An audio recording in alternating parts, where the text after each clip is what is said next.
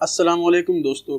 PPSC lecture mathematics past paper of 2020 में आज हम question number 46 to question number 50 तक अपलोड करेंगे। क्वेश्चन नंबर 46 है asymptotes of an algebraic equation of order n always equals n does not exceed n may exceed n none of these. कोई भी algebraic equation है order n की, उसके asymptote कितने होंगे? तो ऐसी इक्वेशन के एसिम्प्टोट उसके ऑर्डर से ज़्यादा नहीं हो सकते। उसके ऑर्डर के इक्वल भी हो सकते हैं, उससे कम भी हो सकते हैं, मगर उससे ज़्यादा नहीं हो सकते। अगली स्लाइड में हम देखेंगे कि एसिम्प्टोट की डेफिनेशन क्या होती है और इसकी कितनी टाइप्स होती हैं और एसिम्प्टोट को हम कैसे फाइंड कर सकते हैं। तो डेफिनेशन है a straight line L is called asymptote for a curve C if the distance between L and C approaches 0 as the distance moved along L tends to infinity. यानी कोई भी स्ट्रेट लाइन L एसिम्प्टोट होगी किसी भी curve C की अगर उन दोनों के दरमियान लाइन L और कर्व C के दरमियान डिस्टेंस 0 को अप्रोच करे।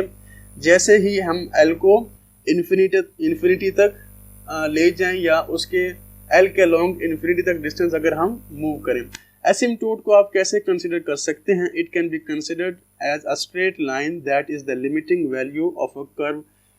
किसी भी कर्व को अगर आप स्ट्रेट लाइन में कन्वर्ट करते हैं, उसके लिमिटिंग वैल्यू ले लेते हैं, तो वो एसिम्प्टोट उसको हम कह सकते हैं। या tangent to a curve at infinity, asymptote को आप tangent to a curve at infinity भी कह सकते हैं।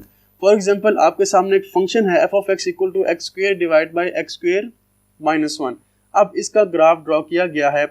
ये जो कर्व है जो कि सेकंड क्वाड्रेंट में है। अब एसिम्प्टोट्स दो टाइप्स के होते हैं, horizontal asymptote and vertical asymptote. अगर हॉरिजॉन्टल एसिम्प्टोट की बात की जाए तो हॉरिजॉन्टल एसिम्प्टोट को हम कैसे फाइंड कर सकते हैं? हॉरिजॉन्टल एसिम्प्टोट के लिए आप अगर इस कर्व पे ध्यान दें तो ये अलोंग एक्स एक्सिस आगे मूव कर रही है। तो अगर आप x को इन्फिनिटी पुट कर दें गिवन फंक्शन में x इक्वल टू इन्फिनिटी, तो आपके पास हॉरिजॉन्टल एसिम्प्टोट आ जाएगा। यानी कि आपके पास वो पॉइंट आ जाएगा यहाँ पर ये कर्व और स्ट्रेट लाइन एक दूसरे को अप्रोच कर रहे हैं या उनके दरमियान डिस्टेंस 0 हो रहा है। So for finding horizontal asymptote आपने गिवन इक्वेशन में y equal to f of x में x इक्वल टू इन्फिनिटी को पुट कर देना है या x equal to minus infinity, दोनों का आंसर सेम आएगा। तो इन टर्न आपके पास जो y की वैल्यू होगी वो रिक्वायर्ड हॉरिजॉन्टल एसिम्प्टोट होगा। वर्टिकल एसिम्प्टोट के लिए आपने गिवन फंक्शन में y equal to infinity put करना है क्योंकि ये curve along y axis infinity को अप्रोच कर रही है। तो इस केस में जो आपके पास x की वैल्यू होगी वो रिक्वायर्ड वर्टिकल एसिम्प्टोट होगी। Question number 47, point where curve crosses the tangent is called. वो पॉइंट जहां पर कर्व टेंजेंट को क्रॉस करता है उसे क्या कहते हैं? तो ऐसे पॉइंट को हम पॉइंट ऑफ इन्फ्लेक्शन कहते हैं। ये एक ऐसा पॉइंट होता है जहां पर कर्व ना तो कनकेव होती है और ना ही कन्वेक्स होती है। फॉर एग्जाम्पल अगर हम इस कर्व पे ध्यान दें तो जो राइट साइड का पार्ट है वो कनकेव अप है और लेफ्ट साइड का पिंक कलर में जो है वो कनकेव डाउन है। अब अगर आप इस टेंजेंट को देखें जो स्ट्रेट लाइन से ड्रॉ किया गया है, इसने कर्व को क्रॉस कर दिया है एक पॉइंट पर। तो जहां पर पहले आप देखें कि टेंजेंट कर्व के डाउन साइड है और उसके बाद ये टेंजेंट जो लेफ्ट साइड की कर्व है वहां पर अबव द कर्व चला गया है, यानी कि इसने कर्व को क्रॉस किया है। तो ऐसे पॉइंट को जहां पर इसने क्रॉस किया उसको हम इन्फ्लेक्शन पॉइंट कहते हैं। इस पॉइंट पर कर्व ना तो कनकेव अप होती है ना कनकेव डाउन होती है, बल्कि वो अपनी कनकेविटी को चेंज कर रही होती है। It is a point in which the concavity of a function changes. It means that the function changes from concave down to concave up और वाइस वर्सा। दूसरी एग्जांपल भी आपके सामने है। ये रेड डॉट जो है ये इन्फ्लेक्शन पॉइंट को शो कर रहा है। यहाँ पर कर्व ना तो कनकेव अप है ना कनकेव डाउन है। ऐसे पॉइंट को हम इन्फ्लेक्शन पॉइंट कहते हैं। Question 48, greatest and least values of a function on an interval A B are.